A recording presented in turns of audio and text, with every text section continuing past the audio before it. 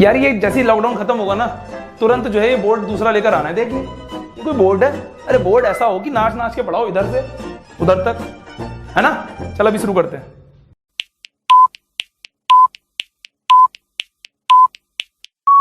बच्चों अगर आपको जरा सा भी ये थॉट आ रहा हो कि सर बहुत ही बेसिक चीज पढ़ा रहे हैं, ये तो हम घर पे भी पढ़ लेते, तो बच्चों मैं फिर वही एग्जांपल दूंगा, बार बार वही एग्जांपल दूंगा कि एक मकान को खड़ा करने के लिए बुनियाद की क्या अहमियत होती है, ये केवल मकान जानता है, इंसान कभी नहीं समझ पाते, क्योंकि उस बुनियाद में जाकर रहना तो होता नहीं है इंसान को, तो उसको लगता है किस काम की है, खाली 7-8 लाख रुपए फूंक दिए। मैंने कई बच्चों से सुना है और कई बार खुद ऑब्जर्व भी करा है कि कई सारे टीचर्स ऐसे होते हैं, चाहे वो यूट्यूब में हो चाहे वो रियल लाइफ में हो, वो सीधे पढ़ाना शुरू कर देते हैं। वो टाइम नहीं देते बेसिक्स पे या कहना चाहिए कंसेप्ट पे। तो बच्चों क्या हमें केवल मार्क्स की दौड़ के लिए पढ़ना चाहिए या हमें एक्सीलेंस के लिए पढ़ना चाहिए? अगर हमें केवल मार्क्स की दौड़ के लिए पढ़ रहे हैं तो मेरी और आपकी सोच बहुत ज्यादा वेरी करती है। मार्क्स के लिए पढ़ना चाहिए, मना नहीं है, लेकिन अगर आप कंसेप्चुअली चलेंगे, अगर आप अपने कंसेप्ट में कमांड बनाने की कोशिश करेंगे तो मार्क्स झक झक मार के आपके पीछे आएंगे। आपको मार्क्स के पीछे नहीं भागना पड़ेगा, आपको ये नहीं देखना पड़ेगा कि कहां से क्वेश्चन आता है, क्या होता है क्या नहीं होता है। आपके कंसेप्ट मजबूत होंगे तो क्वेश्चन ही ऐसे आएंगे जो आपसे आराम से हो जाएंगे। तो निखिल सर का भी कुछ ऐसे ही फंडा है, इसीलिए मैं आपको इतने बेसिक्स में पढ़ा रहा हूं। पहले मैं आपको ये सब चीजें बता रहा हूं, वरना आप ये सब खुद भी पढ़ सकते थे, पर जिन तरीकों से मैं आपको ये चीजें समझाऊंगा मुझे नहीं लगता आप कहीं पर भी समझ पाओगे या कोई आपको इस तरीके से समझा पाएगा। तो चलिए बिना टाइम वेस्ट करते हुए एक एक फीचर को पढ़ते हैं डिटेल में।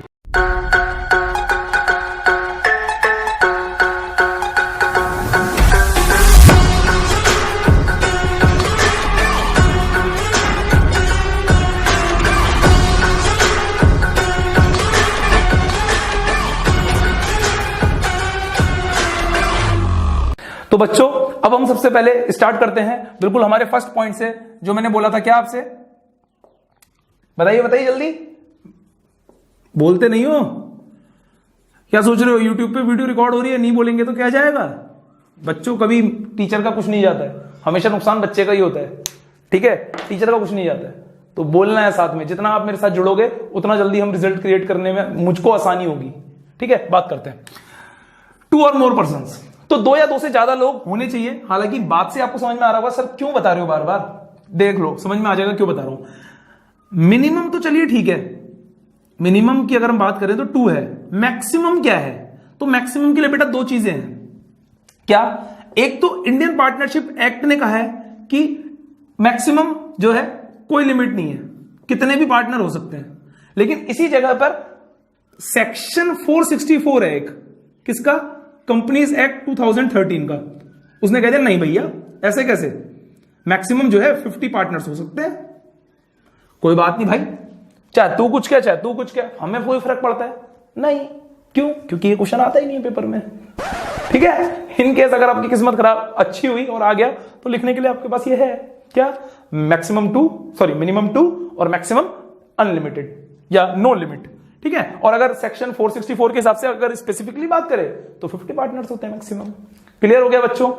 अब चलते हैं अगले पॉइंट पे। समझ में आ गया?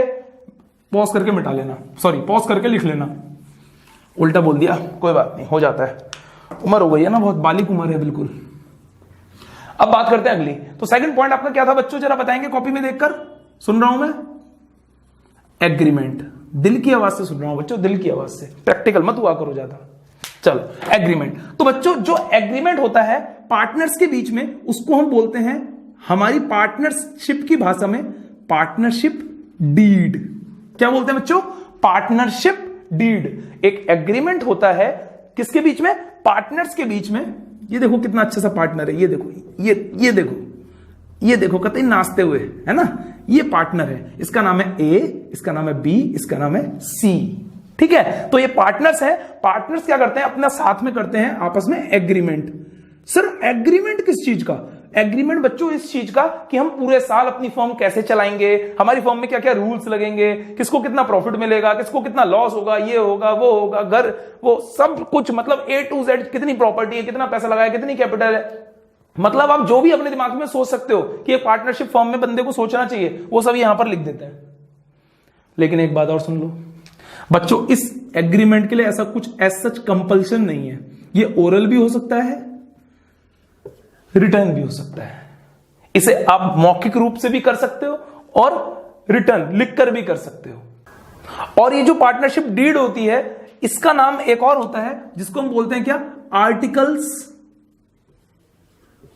Of partnership. तो ये भी एक ही बात है। अगर आपने सुना हो बचपन में, मतलब बिजनेस में जब 11th में थे आप, तब आपने बिजनेस में सुना हो कि मेमोरेंडम ऑफ एसोसिएशन और article of association. Article of association में हम क्या पढ़ते थे, कंपनी के रूल्स एंड रेगुलेशंस के बारे में, मतलब यही सब तो लिखा होता था उसमें। तो पार्टनरशिप के आर्टिकल्स का मतलब क्या हुआ कि पार्टनरशिप के रूल्स और रेगुलेशंस इसमें लिखे होंगे। तो कुछ लॉजिकल सा नहीं लग रहा है नाम जो ये यहां पर रखा गया है, क्योंकि मैं आपको बता चुका हूं कि पार्टनरशिप डीड एक एग्रीमेंट है जो पार्टनर्स के बीच में हुआ है। तो पार्टनर्स उसमें क्या लिख रहे हैं, अपने रूल्स एंड रेगुलेशंस, अपने सबके बैंक अकाउंट, सबकी डिटेल्स, कहां रहता है, क्या करता है, कैसा आगे करना है, अगर ऐसा हो गया तो क्या होगा, अगर वैसा हो गया तो क्या होगा, अगर ऐसा हो गया तो कैसे करेंगे। समझ गए? आपके दिमाग में भी पता नहीं सवाल आ रहा है नहीं आ रहा है, पर जब मैं छोटा था तो मेरे दिमाग में एक सवाल आता था और मैंने अपने टीचर से पूछा एक बार कि सर एक बात बताइए, अगर ओरल एग्रीमेंट हो गया तो क्या होगा अगर पार्टनर्स के बीच में लड़ाई हो गई तो? बोले कुछ नहीं होगा, फर्म बंद हो जाएगी। मैंने कहा क्यों सर? बोले इसलिए बंद हो जाएगी क्योंकि ओरल एग्रीमेंट करा है उन्होंने, और ओरल एग्रीमेंट करा है तो जाहिर सी बात है जब लड़ाई होगी वो बोलेंगे नहीं मैंने तो ऐसा कहा था, तो उनके पास कोई पुख्ता सबूत तो होगा नहीं। मैंने कहा बात बिल्कुल सही है। इसके बाद सर ने कुछ नहीं कहा, लेकिन मैं आपको एक बहुत बड़ा रीजन बताना चाहूंगा बेटा कि अगर ओरल एग्रीमेंट होता है तो सबसे बड़ी प्रॉब्लम क्या आती है, हालांकि वो सर के पॉइंट से ही इंटरलिंक्ड है कहीं ना कहीं, लेकिन फिर भी मैं समझाना चाहूंगा उसे डिटेलिंग में। बच्चों, इन केस अगर कोई मिसअंडरस्टैंडिंग हो जाती है या इन केस अगर उनके बीच में कोई डिस्प्यूट हो जाता है, या कभी मान लो कंपनी के रूल्स की बात आती है कि भैया रूल्स तो ऐसे थे, तो उस केस में खोल के हम देख सकते हैं रिटर्न एग्रीमेंट, लेकिन ओरल को कुछ नहीं करा जा सकता। कोई भी अपनी बात कभी भी बदल सकता है, कोई भी हरिश्चंद्र नहीं है ना। तो पॉइंट क्या है बच्चों की, उस केस में हमें ध्यान रखना है कि रिटर्न और ओरल हो तो दोनों सकता है, लेकिन अगर ओरल हुआ तो ये सब घाटे भी हैं हमको। कैसे? कोई मिसअंडरस्टैंडिंग हो गई, उसने कहा नहीं तुम लोगों ने कहा था कि अगर मान लीजिए कोई पार्टनर ज्यादा मेहनत कर रहा है, कोई ज्यादा सेल करके दिखाता है तो हम उसका शेयर बढ़ा देंगे। जैसे मान लीजिए अब ये तीनों पार्टनर हैं, ये सब इक्वली बांटते हैं, 1:1:1 में अपना प्रॉफिट बांटते हैं। तो इनके बी कह रहा है कि भैया हमारे बीच में एग्रीमेंट हुआ था कि अगर कोई पार्टनर हमारी सेल बढ़ाएगा फर्म की तो हम उसे कमीशन देंगे, दो मुझे कमीशन। ये कह रहे हैं कहां कहा था? हमने तो नहीं कहा था। बोला देख लो एग्रीमेंट, खोल के दिखाया, उसमें लिखा था हाँ कहा था, चलो भाई 2 कमीशन। पॉइंट समझ में आ रहा है? तो हम आत्मरक्षा भी कर सकते हैं और जो हमारे साथ गलत कर रहा है उसको भी बचाया जा सकता है अगर हमारे पास क्या है, रिटर्न एग्रीमेंट। तो ये एक फायदा है, बस ये मैंडेटरी नहीं है, ये ऑप्शनल है। आप चाहो तो रिटर्न करो, आप चाहो तो ओरल करो। अगर आप इन चीजों से बचना चाहते हो तो रिटर्न करो। पॉइंट क्लियर हो गया? आप ज्यादा टाइम नहीं लूंगा इसमें, आगे बढ़ेंगे। तो अब आपका थर्ड पॉइंट है शेयरिंग ऑफ प्रॉफिट्स। तो बच्चों शेयरिंग ऑफ प्रॉफिट्स क्या होता है? देखिए ये तो आप ध्यान से भी समझ रहे होंगे कि प्रॉफिट्स को इसमें कहीं ना कहीं शेयर किया जाता होगा। हाँ बच्चों बिल्कुल ठीक कह रहे हैं, प्रॉफिट्स को इसमें कहीं ना कहीं शेयर किया जाता है। लेकिन आपको इसमें क्या समझना है कि हर वो पार्टनरशिप फर्म जो काम कर रही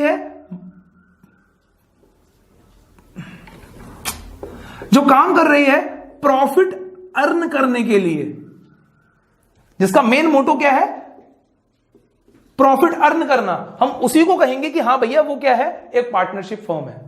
मतलब अगर उसका काम सर्विस प्रोवाइड करना है,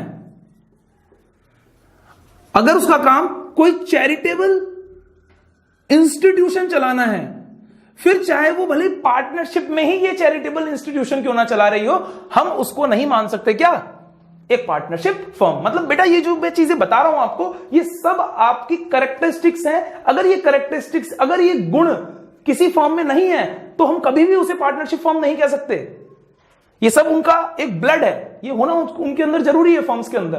तो उसी के बारे में मैं आपको बता रहा हूं कि अगर कोई चैरिटेबल इंस्टीट्यूशन है, सर्विस मोटिव के लिए काम कर रहा है, तो वो आपकी पार्टनरशिप फर्म नहीं है। उनका मेन मोटो क्या होना चाहिए, प्रॉफिट अर्न करना। एक बात। दूसरी बात, मैंने आपसे कहा था कि मैं आपको लॉसेस के लिए समझाऊंगा कुछ, अब समझ लो लॉसेस के लिए। बच्चों लॉसेस हर पार्टनर बियर करेगा ऐसा कोई जरूरी नहीं होता। देखो प्रॉफिट तो हर पार्टनर को मिलेगा, किस रेशियो में, वो डिपेंड करेगा पार्टनरशिप डीड पे। और अगर नहीं लिखा होगा उसमें तो क्या होगा, ये मैं बाद में बताऊंगा।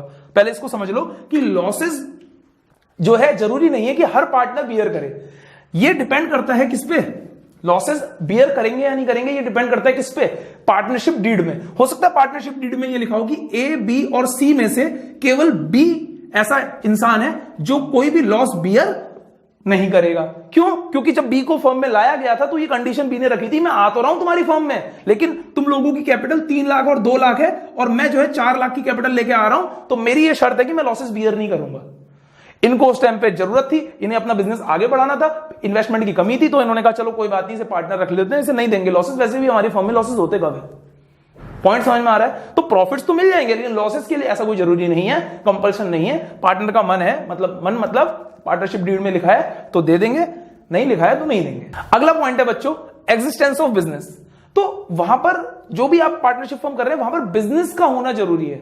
मतलब एक तो बिजनेस होना चाहिए, बिजनेस मतलब व्यापार। व्यापार बोले तो आपका वही वाली बात आ गई फिर से, प्रॉफिट या अर्न करने के लिए पैसा, पैसा अर्न करने के लिए होना चाहिए, प्रॉफिट के लिए होना चाहिए, है ना। और जो बिजनेस है वो होना चाहिए लीगल। ये नहीं कि आओ चलो एक काम करते हैं, हम दोनों मिलकर चरस की पुड़ियां बेचेंगे या जो है हम लोग जो है स्मगलिंग करेंगे, आओ चलो मिलकर स्मगलिंग करते हैं, पार्टनरशिप है। नहीं बच्चों, फिर चाहे आप रिटर्न एग्रीमेंट कर लो, कुछ कर लो, पुलिस ने पकड़ लिया ना तो कहां क्या करते हैं फिर पता ही है आपको, है ना, पिक्चरें देखते होंगे आप लोग। पॉइंट समझ में आ रहा है? तो कहने का मतलब बिजनेस शुड बी लीगल, है ना, इलीगल नहीं होना चाहिए और पैसा कमाने के लिए होना चाहिए। ये एकदम क्लियर हो गया बच्चों। एक चीज इसमें और कही जाती है, ज्वाइंट ओनरशिप। ज्वाइंट ओनरशिप को पार्टनरशिप नहीं माना जाता। सर ये ज्वाइंट ओनरशिप क्या भला है? मान लीजिए एक बिल्डिंग है, 4 मंजिलें हैं, इसको जो है 2 लोगों ने मिलकर खरीद लिया, 2 पार्टनर्स ने मिलकर खरीद लिया। ये दोनों पार्टनर हैं, इन दोनों ने खरीद लिया, मतलब इन्होंने पार्टनर नहीं है, इन्होंने बोला कि चलो पार्टनरशिप में बिल्डिंग खरीद लेते हैं। तो ये कहीं से कहीं तक भी पार्टनरशिप नहीं है। लेकिन अगर ये कहते हैं इसको खरीदने के बाद चलो इसे किराए पे देते हैं, 50,000 का जो किराया आएगा वो हम आधा आधा बांटेंगे। अब क्या हो रहा है? इन्होंने इन्वेस्टमेंट किस लिए किया है? प्रॉफिट अर्न करने के लिए। लेकिन अब मान लो इन्होंने खरीद के डाल दिया, ये खुद रह रहे हैं या खाली पड़ी है, तो वो आपका कहीं से कहीं तक भी पार्टनरशिप नहीं है। लेकिन अगर मान लो इन्होंने खरीद ली, इन्होंने रेंट पे दे दी, रेंट में 50,000 प्रॉफिट आ रहा है, इन्होंने डिवाइड बाय 2 करके 25,000 बांट लिया, अब इन्होंने प्रॉफिट कमाने के लिए किया है, उस केस में ये एक बार को पार्टनरशिप फर्म हो सकती है। तो ये मैंने जस्ट एक बता दिया है एडिशनल नॉलेज के लिए, हालांकि इसका कोई भी यहां पर लेना देना नहीं है। अगला पॉइंट है relationship of principal and agent. तो बच्चों बात करते हैं कि प्रिंसिपल और एजेंट का क्या मतलब है। भैया स्कूल का प्रिंसिपल नहीं है आपकी, हालांकि मुझे पता है, जानते हो ये बात, तो ये बोलते हैं सिद्धांत होते हैं वैसे तो, है ना, पर यहां पर इसका कुछ और ही मतलब है। समझते प्रिंसिपल और एजेंट का मतलब क्या है बच्चों? कैसे समझाऊं आपको? क्लास में आपने मॉनिटर देखा होगा, मॉनिटर आपने देखा होगा कि जो क्लास टीचर होता है उसका बड़ा खास होता है। सपोज करिए मॉनिटर आया एकदम से बाहर से, रूम के बाहर से दौड़ता हुआ और बोला, ओए क्लास टीचर मैम ने कहा है तुम सब जो है गेम्स में जा सकते हो खेलने। बच्चों कितनी देर रुकोगे क्लास में? इतनी देर। सर पॉइंट क्या है? उसने बोला और आपने उसकी बात मानी और आप चले गए गेम्स में खेलने। उसने झूठ बोला था, बताओ आप पिटोगे वो पिटेगा? जाहिर सी बात है वो पिटेगा। आपको कोई कुछ कहेगा? क्यों नहीं कहेगा? क्योंकि वो आपकी क्लास टीचर मैम है, उनका एजेंट बन के आया था। पॉइंट क्लियर हो रहा है?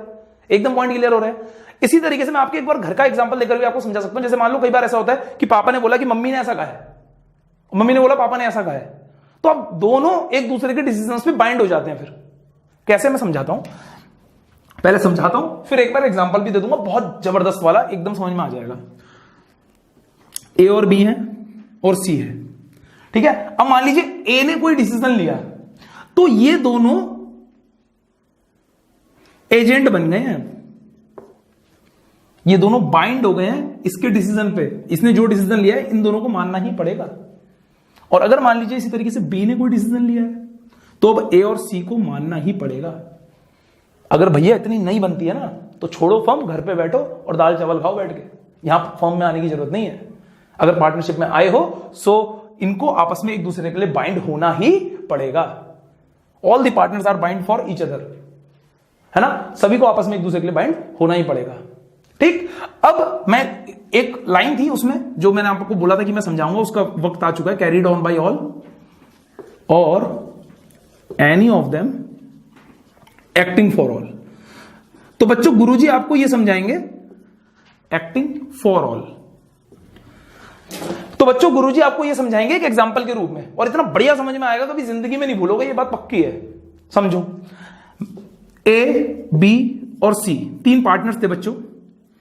एक दिन बी ने बोला कि यार मैं अपनी वाइफ के संग जो है गोवा जाना चाह रहा हूं, और ये जो ए और सी थे ये अनमैरिड थे। तो इन्होंने कहा चलो यार हमारी शादी तो नहीं हुई है, भाई को एंजॉय करने दे, जा भैया तू गोवा जा। भेज दिया ऐसे गोवा। इसकी वाइफ ने कहा यार पूरे, ये जब गोवा गया तो वहां पर भी फोन कॉल्स आने लगे। इसकी वाइफ ने कहा ऐसा है, वहां पर भी तुम मुझे टाइम नहीं देते थे और यहां पर भी तुम मुझे टाइम नहीं देते हो, अपना फोन करो बंद और चुपचाप रख दो साइड में, कोई जरूरत नहीं है फोन चलाने की।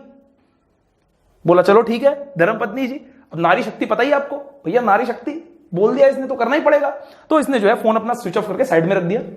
अब हुआ क्या, XYZ फर्म थी, इसमें से एक्स का एक ऑर्डर आया ए के पास। कॉल किया इसने, ए ने उठाया, ए और सी बैठे थे ऑफिस में, ए ने उठाया, बोले बताओ क्या कह रहे हो।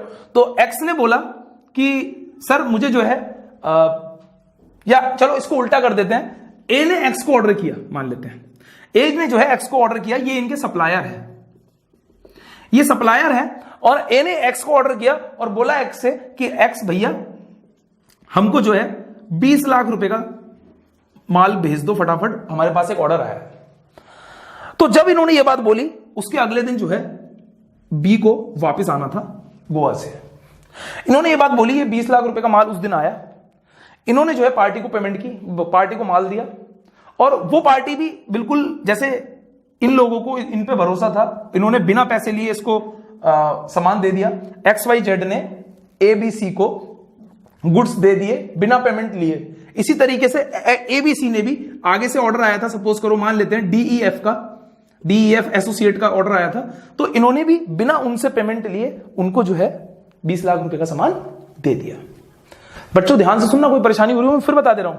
ABC ने बोला इनको XYZ को कि हमें 20 लाख रुपए चाहिए, क्योंकि 20 लाख रुपए का सामान चाहिए, माल चाहिए, गुड्स चाहिए, ठीक है। तो मांगा इन्होंने गुड्स, पकड़ा दिया इन्होंने 20 लाख रुपए का गुड्स। वो 20 लाख रुपए का गुड्स इन्होंने आगे दे दिया, आगे से पेमेंट नहीं आई थी अभी, ठीक। ये वापस आया अगले दिन, इसने ऑफिस ज्वाइन करा, उसने बोला और बताओ कैसा चल रहा है, बोला सब बढ़िया चल रहा है। इन्होंने बोला यार हम सोच रहे हैं हम दोनों दोस्त भी अब गोवा होके आते हैं। तो बेवकूफ है। बोला क्यों, बोले बीबी के साथ जाने की जगह है कोई गोवा, दोस्तों के संग घूमने की जगह। बोला भाई वाइफ के साथ जाने के अलग मजे हैं और दोस्तों के संग जाने के अलग मजे हैं, कोई बात नहीं तुम लोग हो आओ मैं देख लूंगा। ये दोनों चले गए। अब ये दोनों चले गए, जेड को पड़ी पैसे की, सॉरी एक्स को पड़ी पैसे की जरूरत, और एक्स ने कहा वाई से कि वाई फर्म में जा और 20 लाख रुपए लेकर आ। क्या बोला, वाई फर्म में जा और 20 लाख रुपए लेकर आ, उन लोगों ने हमसे सामान मंगाया था। क्या वाई को यह पता है कि एक्स की बात किससे हुई थी? नहीं, पर वाई को यह पता है कि ABC एसोसिएट है, वहां से मुझे 20 लाख रुपए लेकर आने हैं। तो वाई जाता है फटाफट दरवाजा खोलता है, सामने बी बैठा होता है। बी 20 लाख रुपए मंगाए, जरा जरूरत है हम लोगों को। बोला काय बात की 20 लाख रुपए, तुम्हारा हिसाब तो मैंने जाते समय क्लियर किया था। बोला कैसी बात कर रहा है, नहीं किया था क्लियर, हमारे 20 लाख रुपए का उस दिन ट्रांजैक्शन आई है। तो बी ने बोला नहीं आई है, मेरे को तो ऐसा ए और सी ने कुछ बताया नहीं है। बोला रुक जाओ अभी मैं कॉल करता हूं। इसने कॉल किया, वहां ए और सी की बात हो गई। बोला जब हमने इसे कॉल किया इसने बड़ा परेशान करा, हम भी फोन स्विच ऑफ कर देते हैं। समझ गए बच्चों, वहां पर फोन मिला नहीं। इसने कहा बी ने कहा कि ए और सी का फोन नहीं लग रहा है, जब वो लोग आएंगे तब मैं तुम्हें पेमेंट कर दूंगा। वाई ने बोला नहीं, मुझे पेमेंट अब भी के अब भी चाहिए, अभी तुरंत चाहिए पेमेंट। तो बी ने बोल दिया कि अभी मैं पेमेंट नहीं दे पाऊंगा। पहली बात तो मुझे ये नहीं पता कि तुम्हारे पास कोई ट्रांजैक्शन ऐसी हुई है हमारी तुम्हारे साथ, और दूसरी बात ए और सी अभी फॉर्म में है नहीं। इसको गुस्सा आ गया, इसने कोर्ट केस कर दिया। भाई साहब ये तो गए थे 15 दिन के लिए, और ये फर्स्ट डे की बात है जब ये गए थे, जब इनका पहला दिन था, फर्स्ट डे में ये यहां पहुंच गया। इसने 2-3 दिन के अंदर कर दिया केस कोर्ट में केस गया भाई साहब, पेशगी लग गई भाई साहब, फटाफट काम हो गया। पता नहीं ऐसा क्या इसकी किस्मत में जो है 4 चांद लग गए। तो भाई साहब वहां केस हो गया। अब दोनों खड़े हैं जज साहब के सामने। वाई कह रहा है कि जज साहब मैं इससे 20 लाख रुपए मांग रहा हूं, नहीं दे रहा है। बी ने कहा मैं किस बात के दूं, मेरे से लिया ही नहीं इनने कोई सामान, मतलब मैंने इससे कोई सामान ही नहीं लिया है, मैं क्यों दूं इसे पैसे। बोला जज साहब कैसी बात कर रहे हो, मेरे को पूरा पता है, और ये देखो ये बिल्स हैं, ये है वो है। बी देख के चौंक गया, बोला मैं तो नहीं मानता ये बिल्स, फिर भी अब अपनी इज्जत तो बचानी थी। तो बच्चों आप बताओ अब इस केस में क्या होगा, जो आपका जज साहब है वो किसकी तरफ फैसला लेंगे? बच्चों अब जो आपका दिमाग दौड़ रहा है ना वो बिल्कुल सही जगह दौड़ रहा है, आप कंसेप्ट समझ चुके हैं। जज साहब कहेंगे सुन भाई बी, चुपचाप दे दे 20 लाख रुपए वरना घर बिक जाएगा तेरा, तेरी पर्सनल प्रॉपर्टी में से ले लेंगे, केस चल जाएगा तेरे खिलाफ, कहीं तू समझ रहा हो तो बच जाएगा। और वो उन दोनों को भी आने दे, तोता मैंने की जोड़ी को, उनके से मिलेंगे। तुम 1:1 में बांटते हो ना, ये भी निपटेंगे, तू भी निपटेगा, ये भी निपटेंगे। 3,33,333 रुपए सबसे लेंगे हम, सॉरी 6,66,666 रुपए सबसे लेंगे हम, तो चुपचाप दे दे पैसे। तो बी ने कहा ठीक है साहब आप माफ करिए, मैं जो है पूरे पैसे दे देता हूं। तो इनने 20 लाख रुपए दे दिए। जब ये लोग वापस आए तो इससे पूछा गया कि उनने कोई लिया था पेमेंट, मतलब उनको कोई पेमेंट देना था? इन्होंने बोला हाँ देना था, 20 लाख रुपए का मंगाया था हमने। बोला तुमने तो मरवा दिया, मेरे नाम पे केस करा दिया। फिर इन लोगों से भी लिए गए पैसे। पॉइंट समझ में आ रहा है बच्चों? ये इतनी सारी कहानी गुरुजी ने क्यों सुनाई? इसलिए ये समझाने के लिए कि कैरीड ऑन बाय ऑल और एनी ऑफ देम या any of them acting for all, कर रहे हैं ना सब एक दूसरे के लिए एक्ट, देना पड़ेगा ना पैसा बी को भी। पॉइंट समझ रहे हैं? डिसीजन लिया इन्होंने, बाइंड कौन हो गया? बी। पॉइंट क्लियर हो गया बच्चों? आशा करता हूं आपके ये एग्जांपल समझ में आया होगा। गुरुजी अब तक एग्जांपल नहीं समझाते, क्या करें, मजा ही नहीं आता है, आदत सी हो गई है अब एग्जांपल समझाने की। पॉइंट क्लियर हो गया? तो इसको पहले आप नोट कर लीजिए एग्जांपल्स को, फिर हम आगे बढ़ते हैं। तो बच्चों अब मैं आपसे एक पॉइंट के बारे में और बात करने वाला हूं। हालांकि मैं आपको बता दूं कि ये वाला जो पॉइंट है इसके बारे में मैंने आपको पहले फीचर में नहीं बताया, उसके पीछे रीजन ये है कि ये बहुत बेसिक पॉइंट है ना। आपने इसके बारे में सोल प्रोप्राइटरशिप में भी पढ़ा है, तो उसी की तरह ये पॉइंट है। लेकिन फिर भी मैं क्यों बता रहा हूं, क्योंकि मैं आपको एक इसमें एडिशनल चीज जोड़ना चाहता हूं जो मुझे लगता है कि आपने कभी नहीं सुना होगा या आपने कभी उस व्यू पॉइंट से नहीं देखा होगा। उसको बताने से पहले इसके बारे में बात कर लेते हैं कि ये क्या है। तो सबसे पहले मैंने बता ही दिया कि नो सेपरेट एग्जिस्टेंस। आप समझ ही गए होंगे कि नो सेपरेट एग्जिस्टेंस का मतलब क्या है, कि इसमें ऐसा नहीं होगा कभी भी कि जो पार्टनर है और जो फर्म है वो अलग अलग हों। ये सब क्या होंगी? एक ही। कोई भी इनका सेपरेट एग्जिस्टेंस नहीं होगा। तो ये किस व्यू पॉइंट से है बच्चे? ये है लीगल व्यू पॉइंट से। सर क्या कहना चाह रहे हो, आपकी बातें समझ में नहीं आ रही। समझो, लीगल व्यू पॉइंट का मतलब यह है कि अगर मान लीजिए किसी ने इनकी फर्म से या इनकी फर्म ने किसी से 10 लाख रुपए का लोन लिया या 10 करोड़ का लिया, जब मान रहे हैं तो बड़ा ही माने। अभी 10 करोड़ का जो लोन लिया है, इस 10 करोड़ के लोन को पे करते समय ये लोग 2 ही करोड़ की पेमेंट कर पाए। कितने करोड़ की पेमेंट रह गई? 8 करोड़ की, जो कि ये नहीं कर पाए। कोर्ट में केस चला, पूरी फर्म बेच दी गई, 6 करोड़ यहां से निकल पाए, अभी भी 2 करोड़ बचे हैं। ये कहां से लिए जाएंगे बच्चों? इनकी पर्सनल प्रॉपर्टी से। सर आपने क्या नया बता दिया, ये तुमने 11th में पढ़ा था। बच्चों ध्यान से सुनना, मैं कह रहा हूं इसमें सेपरेट लीगल एग्जिस्टेंस भी होता है। क्या कह रहे हो सर, हमें विश्वास नहीं हो रहा है, क्या बात कर रहे हो सर आप? गलत मत पढ़ाओ, मैं गलत नहीं पढ़ा रहा हूं, बड़ी ध्यान से सुनना। इसमें सेपरेट लीगल एग्जिस्टेंस होता है और यह माना जाता है कि फर्म और मालिक एक ही हैं या अलग अलग हैं। एक ही हैं ये तो हमने इसमें मान लिया। इसमें माना जाता है कि मालिक और फर्म दोनों अलग अलग हैं। कब? जब बात करते हैं हम अकाउंटिंग व्यू पॉइंट की। बच्चों समझते हैं, जैसे आपने लीगल व्यू पॉइंट की बात करी, तो लीगल व्यू पॉइंट में क्या बता रहे हैं वो? हमने लीगल नजरिए से देखा, ओए पैसे नहीं देगा ना घर में घुस जाऊंगा, ये तो हो गया legal view point. Accounting view point क्या कहता है कि भैया ये दोनों एक नहीं है, ये दोनों अलग अलग हैं। यही रीजन तो होता है। अभी मैंने आपसे पूछा था, अगर याद हो, कैपिटल को लायबिलिटी क्यों मानते हैं? क्योंकि जब ये इसको अपनी कैपिटल देता है तो इसकी जिम्मेदारी बनती है फ्यूचर में इसको पे करना। तो ये इन दोनों को अलग अलग क्यों मान रहा है? अकाउंटिंग व्यू पॉइंट की वजह से। तो अकाउंटिंग व्यू पॉइंट की वजह से तो ये क्या है? सेपरेट लीगल एग्जिस्टेंस है इनका। लेकिन अगर हम लीगल व्यू पॉइंट से देखें तो सेपरेट लीगल एग्जिस्टेंस नहीं है। मैं मतलब समझ रहा हूं कि आपको समझ में आ रहा है, क्लियर हो रहा है ना पॉइंट? तो कहने का मतलब यही है बच्चों, मैं दोबारा बता दूं कि सेपरेट लीगल एग्जिस्टेंस में क्या होता है, सेपरेट लीगल एग्जिस्टेंस में हम तभी कह सकते हैं किसी भी पार्टनरशिप फर्म को जब उसका व्यू पॉइंट कैसा हो, अकाउंटिंग वाला। क्यों? क्योंकि अकाउंटिंग में ये मान लिया जाता है कि वो एक अलग पार्टी है और ये एक अलग पार्टी है। लेकिन अगर हम बात करें लीगल व्यू पॉइंट से, तो अगर मान लो किसी ने, इस फर्म ने किसी का पैसा नहीं दिया, तो वो इसको तो बेचेगा, फिर इसकी पर्सनल प्रॉपर्टी में भी घुस जाएगा। Point clear? लिख लीजिए, आगे बढ़ते हैं। अब हम लास्ट टॉपिक पढ़ने जा रहे हैं हमारी इसी वीडियो का। इसके बाद का टॉपिक अगली वीडियो में कवर करेंगे। तो लास्ट टॉपिक है बच्चों, right of a partner. Partner के क्या राइट्स होते हैं जिसके बेस पे पार्टनर पार्टनरशिप फर्म में सर्वाइवल करता है, या उसका सर्वाइवल होता है, या वो सर्वाइव कर पाता है। देखते हैं। तो बच्चों कुछ राइट्स होते हैं हर पार्टनर के जिसके बिना कोई भी पार्टनर सर्वाइव नहीं कर सकता किसी भी पार्टनरशिप फर्म में। कुछ उनके ऐसे मूल अधिकार होते हैं जिसके बारे में चाहे पार्टनरशिप डीड में लिखा हो या ना लिखा हो, वो इन कामों को कर सकते हैं बिना किसी की इजाजत के। ये काम उनको होते ही हैं एज पर पार्टनरशिप एक्ट। तो पहला है शेयर प्रॉफिट्स और लॉसेस इन एग्रीड रेशियो। जो भी प्रॉफिट रेशियो हमारा तय हुआ है, चाहे तो पार्टनरशिप डीड में, और नहीं हुआ है तो कुछ होता है, वो क्या होता है अभी नहीं बताऊंगा, इसके बाद बताऊंगा नेक्स्ट वीडियो में। तो वो शेयर कर सकते हैं, फिलहाल प्रॉफिट शेयर कर सकते हैं, उनको ये हक है। लॉसेस शेयर कर सकते हैं अगर एग्रीमेंट हुआ है, मैंने बताया था लॉसेस के लिए आपको। अगला है take part in conduct of the business. Business के हर एक्टिविटी का पार्ट बन सकते हैं, वो हर चीज में अपना योगदान दे सकते हैं। Right to be consulted in the matters. अगर मान लीजिए कोई भी डिसीजन लिया जा रहा है पार्टनरशिप फर्म से रिलेटेड, तो मतलब पार्टनर से डिस्कशन होगा ही होगा।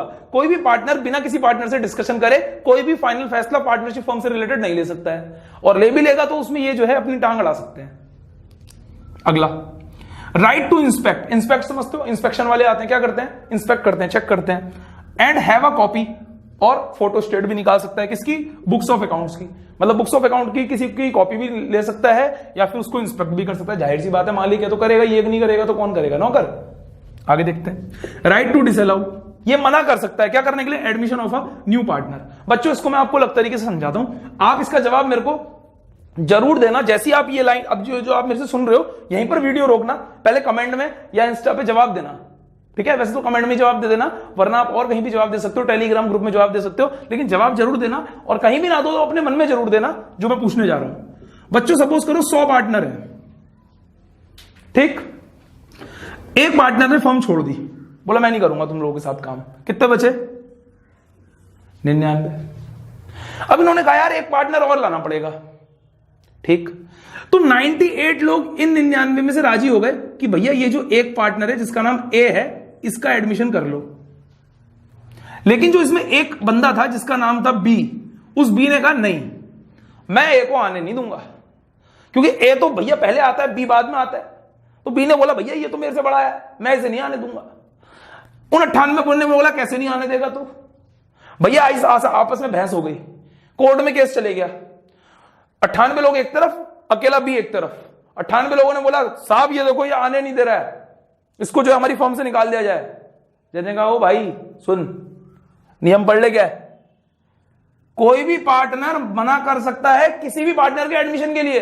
अगर 98 बोल रहे हैं हाँ, एक बोल रहा है ना, तो वो पार्टनर नहीं आएगा, क्योंकि भले ही उसके पास थोड़ा सा पार्ट है लेकिन उसके पास भी ओनरशिप का हिस्सा है। तो बच्चों जब सब पार्टनर अलाउ कर देते हैं कि नया पार्टनर आ सकता है, तभी नया पार्टनर आता है, अदरवाइज नया पार्टनर नहीं आता। अपने घट में बिठा लो ये बात। वैसे एक नंबर के क्वेश्चन में आता नहीं है, पर अगर आ गया, आपकी किस्मत अच्छी हुई तो आप सही कर दोगे, क्योंकि अब आप मुझसे पढ़ चुके हो। आगे बढ़ते हैं, क्लियर हो गया होगा। Right to receive interest on loan, इसको हक है कि ये इंटरेस्ट ऑन लोन ले सकता है। Sir interest on loan, loan का तो यहां पर कोई पार्टी नहीं है बच्चों, मैं समझाता हूं। एक बात बताओ, कोई फर्म है, उसके पार्टनर है कुछ 1 2 3 पार्टनर है, इसको लोन चाहिए। अगर आपको सोचो लोन चाहिए, आप किसी अननोन इंसान से लेना पसंद करोगे, या कोई अपना ही अगर रिश्तेदार है और वो लोन देता है, या उसके पास पैसा है बहुत उससे।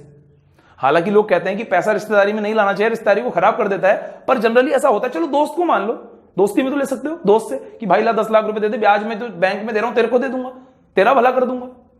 ऐसा होगा कि नहीं होगा? तो यहां पर भी फर्म बाहर से मांगने से पहले एक बार इनसाइडर से मांगती है कि भैया मांगती है, मतलब ये लोग आपस में डिसाइड करते हैं, फर्म कहां से बोल पाएगी, आर्टिफिशियल है वो। तो कहने का मतलब ये है कि ये मांगती है, मान लो ये है ए, ये है बी, ये है सी। ए ने जो है 10 लाख का लोन दे दिया, बोला कहां, बाहर मांगेंगे, मेरे से ले लो, मेरे पास एक्स्ट्रा पड़े हुए, बी और सी के पास थे नहीं तो ए ने दे दिया। अब ब्याज लेने की बात आई, ब्याज लेने की बात आई तो ए ने कहा भैया देखो ऐसा है, ब्याज का कुछ डिसाइड तो हुआ नहीं, मेरे को 6% दे दो। बी और सी ने बोला काय बात का 6%, तू तो अपना आदमी है, तेरे को तो 4% 3% लेना चाहिए, लेना ही नहीं चाहिए। तो उस केस में क्या होगा बच्चों, उसको मिनिमम 6% मिलेगा as per the rule. Minimum 6% तो मिलेगा ही मिलेगा, उसके ऊपर जो डिसाइड हुआ होगा एग्रीमेंट में उतना मिल जाएगा। मान लो 10% हुआ है तो 10%। तो मैंने बोला if rate of interest is not decided in the agreement, अगर एग्रीमेंट में कोई डिसाइड नहीं हुआ है rate of interest, in that case partner has a right to receive interest at the rate 10% on loan. Clear, आगे बढ़ते हैं। Right to be indemnified by the firm, ये तो मतलब मैंने देखा है बच्चों को समझ में ही नहीं आता है। कितने बच्चे मेरे पास आते हैं कि सर ये क्या है, राइट टू बी इंडेमनिफाइड है क्या, कैसी चिड़िया है ये, क्या नाम है ये राइट टू बी इंडेमनिफाइड, बड़ा अजीब सा नाम है, तो पढ़ भी नहीं मिल रहा है। समझो बच्चों, देखो राइट टू बी इंडेमनिफाइड में क्या होता है कि जैसे मान लो 3 पार्टनर है फर्म में, ठीक, ए बी सी, चलो ए बी सी बहुत देर हो गए, चिंटू मिंटू और पिंटू, 3 पार्टनर है, चिंटू मिंटू और पिंटू। तो पिंटू जो है फर्म में था, चिंटू और मिंटू उस टाइम पे नहीं थे। एक बंदा आया बाहर से जो हमारा रेगुलर सप्लायर था, और उसने जो है पैसे की डिमांड की, उसने कहा मेरे को 10 लाख रुपए दे दो। उस टाइम पे क्या है कि ज्यादा हमारे पास फर्म में फाइनेंस की प्रॉब्लम थी, पर यह बात जो है चिंटू मिंटू को पता थी, पिंटू को नहीं पता थी। तो उसने कहा 10 लाख रुपए दे दो। अब पिंटू ने कहा भी वो दोनों तो है नहीं, उनको आने तो फिर मैं बात कर लूंगा। बोले नहीं मेरे को अभी जरूरत है। इसने क्या करा, इसके पास 10 लाख रुपए रखे हुए थे, अपने कार लानी थी इसे, स्कॉर्पियो टॉप मॉडल। इसने कहा चलो ये 10 लाख रुपए तुम ले लो, मैं जो है उनसे बात कर लूंगा, वो आएंगे तो। अब चिंटू मिंटू आए, पिंटू ने कहा भैया मैंने उसे 10 लाख रुपए दे दिए।